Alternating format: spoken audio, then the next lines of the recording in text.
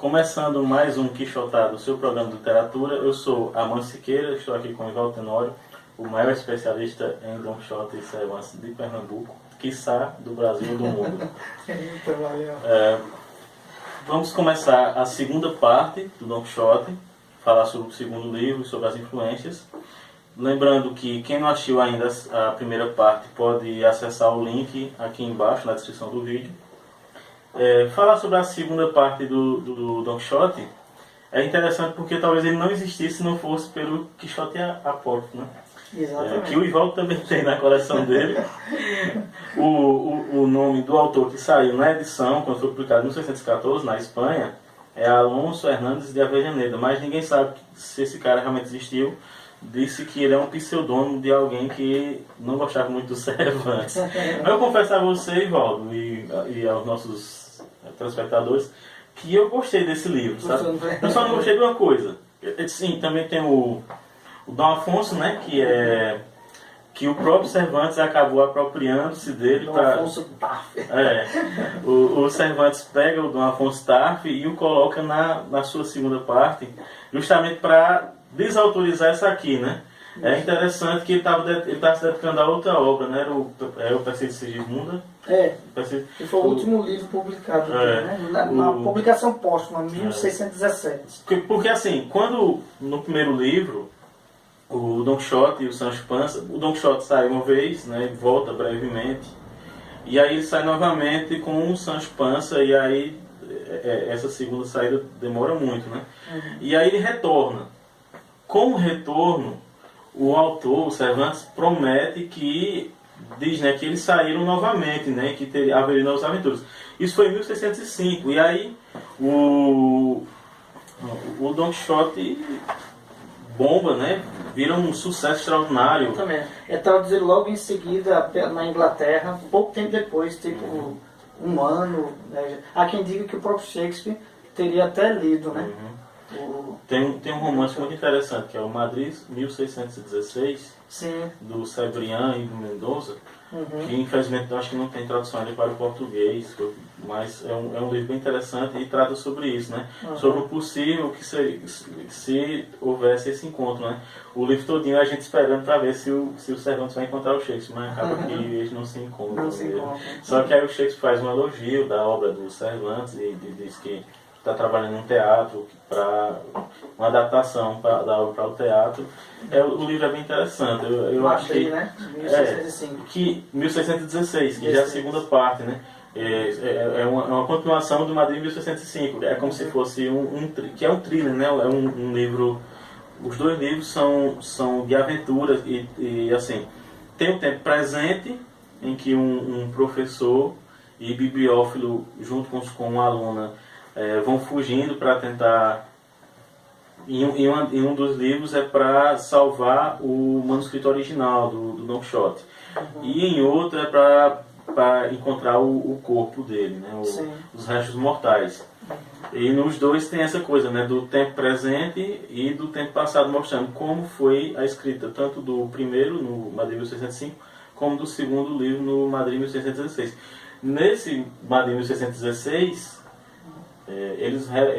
os autores acreditam que quem criou o apócrifo foi o próprio editor do Cervantes. Tem muitas cogitações. Tem uma delas é que o próprio Lope de Veiga teria sido o Avellaneda, né?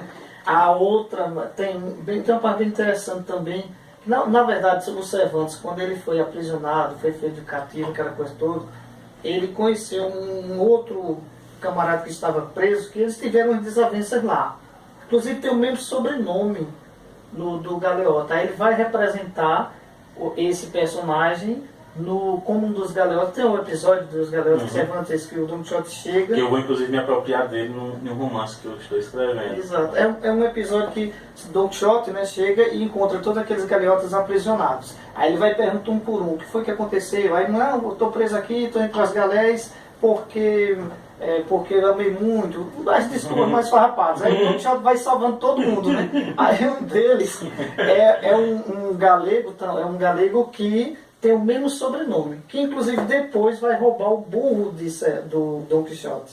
E é interessante que você lembra. Do Sancho Panza. Do Sancho Panza. Que tem até um erro de Exatamente, é isso que eu ia falar agora. Continuidade grande né, na arte. Parece que o Cervantes nunca releu a primeira parte do Don Quixote, por incrível que pareça. Porque o burrico é roubado, ele desaparece, e o Cervantes continua falando sobre ele, continua. Essa correção só vai ser feita na segunda parte. É uma das primeiras coisas que o Cervantes faz na segunda parte, que é corrigir. Agora ele é um mestre tão interessante do humor, que ele foi um grande humorista através do Don Quixote, que ele consegue levar essa parte bem interessante, corrigir essa falha dele. O que prova que ele nunca leu, nunca releu o Don Quixote. Imagina como saiu, né?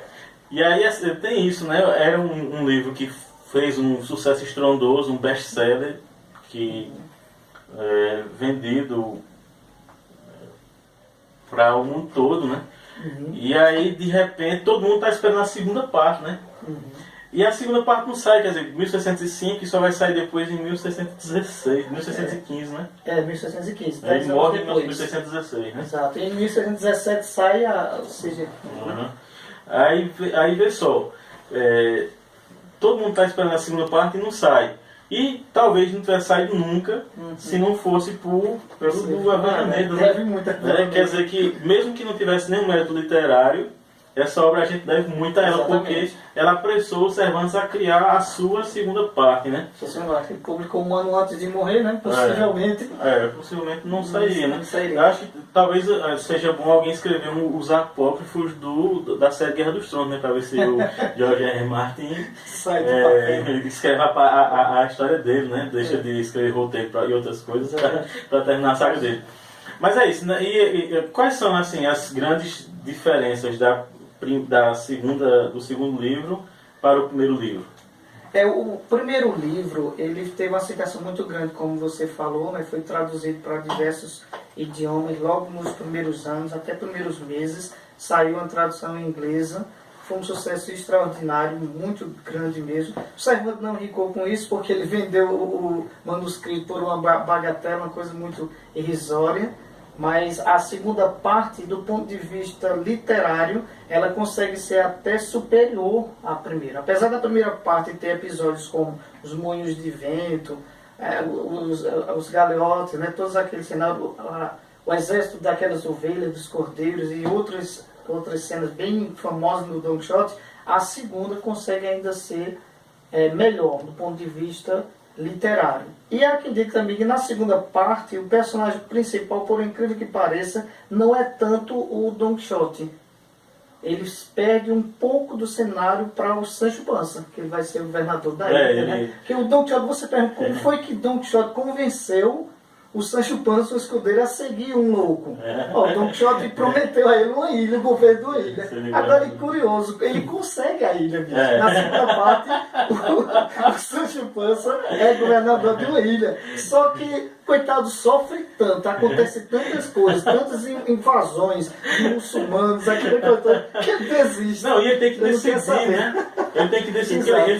Ele acha que ser governador vai ser só comer do ruim no melhor e todo mundo por ele. Comer do ruim no melhor foi ruim. A comida que o pessoal traz para ele é péssima, pior do que ele come nas estalagens junto no Don Quixote.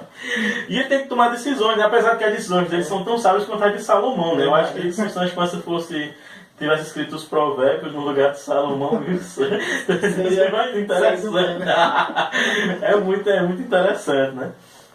E falar nas influências, né, como você falou, ele teve muitas influências, né? Ele influenciou grandes obras-primas. Ninguém imagina, por exemplo, que o introdutor do realismo no mundo, que foi o Gustave Flaubert, a obra pontapé inicial do realismo no mundo, Madame Bovary, é uma cria do Don Quixote. Nós que já conhece bem, né? O Madame Bovary, que a gente provavelmente vai fazer um vídeo só sobre ele, né? Que merece, talvez até um especial. Mas assim, você pega o Madame Bovary e você percebe que ela é uma mulher que lê muitos romances, água com açúcar, né? Isso. E que é influenciada por esses romances, primeiramente casa, e depois se arrepende do casamento por achar que o marido dela é totalmente interessante e passa a ter amantes. E tudo isso é buscando o amor que ela encontra nos livros e que não existe na vida real. Você percebe o quanto isso é parecido com o Don Quixote, fã de livros de cavalaria, saindo em busca de aventuras cavaleirescas. Diz que Bovary é um Don Quixote de saia. Né? Aí tem, assim, além dele, e o próprio Flaubert dizia na correspondência dele, né, tem cartas dele em que ele diz o seguinte: hoje eu estava confuso em relação a que caminho seguir. E aí fiz o que todos nós devemos fazer. Eu consultei aquele mestre de todos nós, Cervantes. Então, quando ele tinha dificuldades estilísticas, ou não sabia como continuar o livro dele, ia lá e lia umas páginas do Don Quixote, né, para poder desanuviar a mente e perceber o que caminho tomar. Tem muitos apaixonados pelo Don Quixote, muitos grandes escritores. Flaubert era um deles. Thomas Mann, como você citou, né, na travessia marítima, quando ele fez a primeira viagem dele para os Estados Unidos, ele levou Don Quixote para ler, né?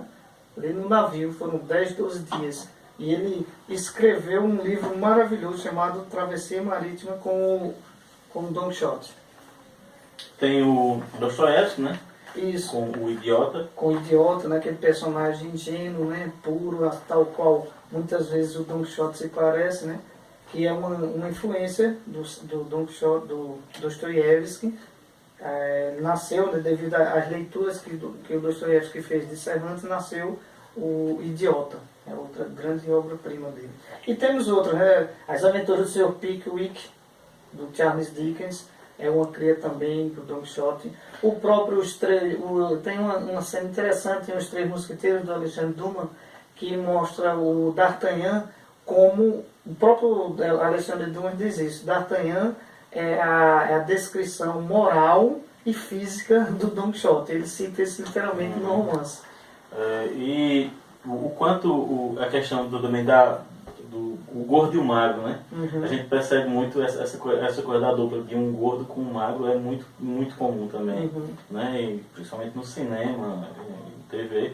E a questão da própria dupla, né? Por exemplo, se você pegar Sherlock Holmes e Watson, né? É um que meio fora da realidade e outro mais realista, né? Então essa coisa da dupla que se complementa, tudo isso vem do Don Quixote, né? O Cervantes, e os opostos, né? A razão, né? A poesia, a prosa. O Don Quixote seria a poesia, o Sancho Panza, a prosa, a razão e a emoção, né? E assim, o próprio diálogo, esse dualismo, né? O dualismo, ele gera o diálogo, né? Que é algo muito moderno também. Você reduz as descrições, reduz as narrativas e passa muito para ter diálogo, né? Os diálogos de Don Quixote com o Sancho Panza são impagáveis, né? Você percebe em Sancho uma pessoa que ao mesmo tempo que é maliciosa, que está ali por interesse, mas é uma pessoa que não deixa de ter sua pureza, né? Sua inocência. E os discursos de Don Quixote, alguns discursos são impressionantes, né? Tem aquele conto do Borges, Pierre Menard, sim, exatamente, e que ele vai traçando essa questão de reescrever o Quixote. E aí ele diz que a única forma de reescrever o Quixote seria escrevê-lo do mesmo jeito que foi escrito. Mas mesmo assim não é a mesma coisa, porque o discurso que o Don Quixote faz no início do século XVII, no tempo de hoje ele é um discurso irônico, e no século XVII não, é um discurso idealizado, né, com uma certa moral que fica anacrônica se a gente colocar nos tempos de hoje. Então não tem como reescrever o Don Quixote, não tem. Apesar de que o próprio Borges disse que leu primeiro em inglês, depois, e que só quando leu em espanhol achou que era uma tradução mal cuidada, né? Mas assim, retomando aqui o que a gente falou no nosso primeiro vídeo, né, em relação a adaptações, esse é o problema, né, de traduções, adaptações, é que alguma coisa do espírito da obra se perde, né? Infelizmente não tem como manter o espírito intacto, porque o tempo também determina a interpretação. Assim, essas questões... Até nesse livro que você falou do Borges, né, dessa pequena novela, é interessante, ele pega um parágrafo do Don Quixote, aí depois pega outro, aí transcreve exatamente a mesma coisa e diz, olha, não é a mesma coisa. Porque os contextos foram outros, quem escreveu foram pessoas também diferentes. Aí não tem como ser, ninguém vai reescrever, nunca reescreve daquela mesma forma. Tudo faz até uma paráfrase aquela questão, né? Tudo já foi dito, né? Está dizendo de forma diferente. E mesmo dizendo da mesma forma, é uma forma diferente de dizer, né? Mas é isso, né?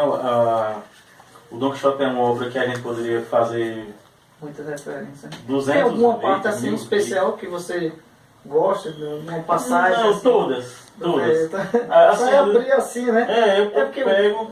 Eu pego o livro assim e abro, e aí leio e começo...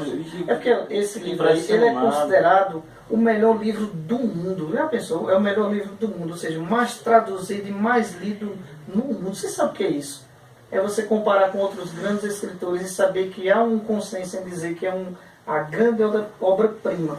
É quase que uma Bíblia, não no sentido de devoção, no sentido de religiosidade, mas no sentido de você gostar, de você admirar aquele livro ali. E ele serviu, como a gente disse, né, de inspiração para dezenas, centenas de outras grandes obras-primas que surgiram ao longo do tempo.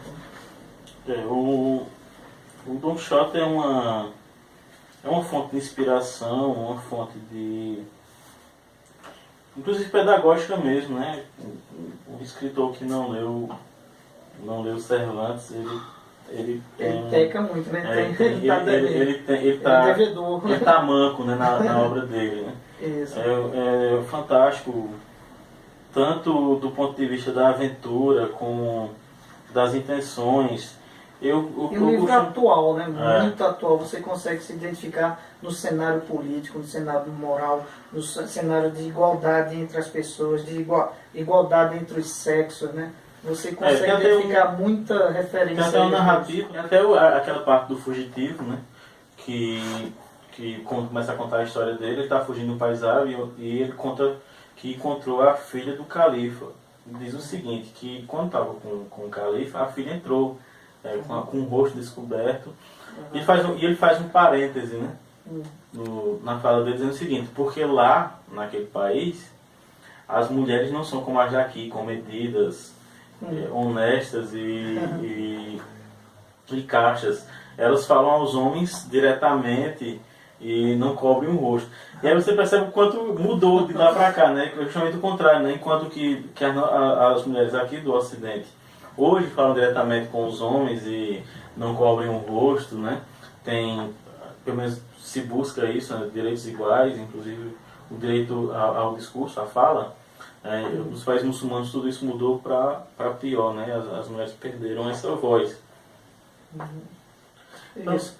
Mas e voltando ao Don Quixote, aconselho que todos leiam, né? Porque é um grande livro, não resta nenhuma dúvida, influenciou diversas outras obras-primas, como nós comentamos aqui, e é uma leitura indispensável, né? Vale a pena ler, reler. Nós mesmos já vamos para a quarta vez que já estamos lendo o Don Quixote. Eu tenho um tipo nervoso, né? Uma loucura, que eu não gosto de ler o mesmo texto. A não ser que seja uma obra em português, né? Mas uma obra em outra língua, eu gosto de ler várias traduções diferentes, né? Então eu li o Don Quixote na tradução para o português, li no original, e estou agora lendo ele em inglês, né? Para ver se ter experiência de Borges. Para ver se o comentário de Borges faz sentido, né? Eu acho que foi uma afinidade que ele teve, o primeiro contato com o livro, né? Ele gostou tanto que quando foi ler no espanhol... Mas é isso, né? Então... leia, não precisa ler em várias línguas ou em várias traduções, apenas leia que você vai ganhar muito na sua vida. Don Quixote é uma fonte de inspiração para a vida toda. Ficamos por aqui, né, Ivaldo? Isso. Vocês podem aguardar para o próximo vídeo do Quixotada, o seu programa de literatura. É isso.